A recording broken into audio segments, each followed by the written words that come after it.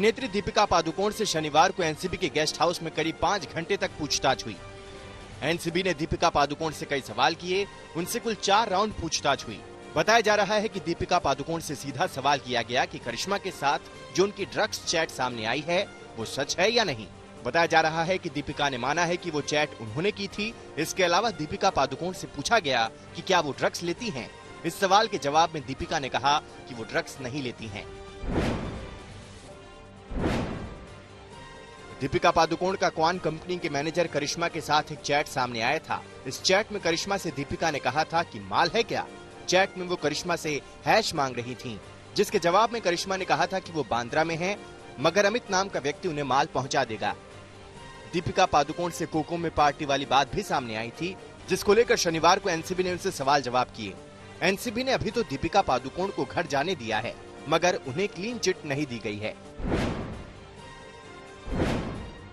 Narcotics bureau ने दीपिका पादुकोण का mobile जब्त कर लिया है। जाहिर सी बात है कि वो दीपिका के मोबाइल से ड्रग्स से जुड़े राज से पर्दा उठाने का प्रयास करेगी। वैसे नारकोटिक्स ब्यूरो ने सिर्फ दीपिका का ही नहीं, बल्कि सारा अली खान और क्वान कंपनी के मैनेजर करिश्मा और जया साहा का मोबाइल भी जब्त किया है। इसके अलावा अभिनेत्री रकुल प्रीत और सिमोन खंबाटा का मोबाइल भी नारकोटिक्स ब्यूरो ने जब्त किया है। देखना होगा कि इन हीरोइनों के मोबाइल से ड्रग्स का कौन सा राज सामने आता है।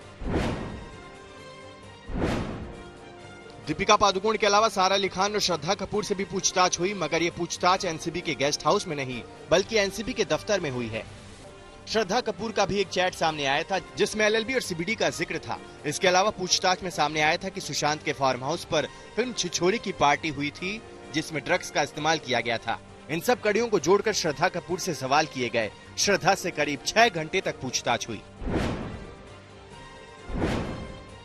नारकोटिक्स ब्यूरो के दफ्तर में सारा अली खान को भी बुलाया गया। सारा अली खान करीब 1 बजे नारकोटिक्स ब्यूरो के दफ्तर पहुंची थी। सारा अली खान का नाम भी क्वान कंपनी के मैनेजर के जरिए सामने आया था। इसके अलावा कहा जा रहा था कि सुशांत के साथ फिल्म केदारनाथ की शूटिंग के दौरान सुशांत ड्रग्स लेते थे। इसी सिलसिले में सारा अली खान से सवाल किए। खबरों के मुताबिक सारा अली खान ने नारकोटिक्स ब्यूरो को बताया है कि फिल्म केदारनाथ की शूटिंग के दौरान वो सुशांत के करीब आई। सारा अली खान ने यह भी स्वीकार किया है कि सुशांत के फार्म हाउस पर हुई पार्टी में वो शामिल हुई थी, मगर सारा अली खान ने इस बात से इनकार कर दिया कि वो ड्रग्स लेती हैं। खबरों की माने तो उन्होंने बताया है कि उन्होंने सुशांत के साथ सिर्फ सिगरेट पी है।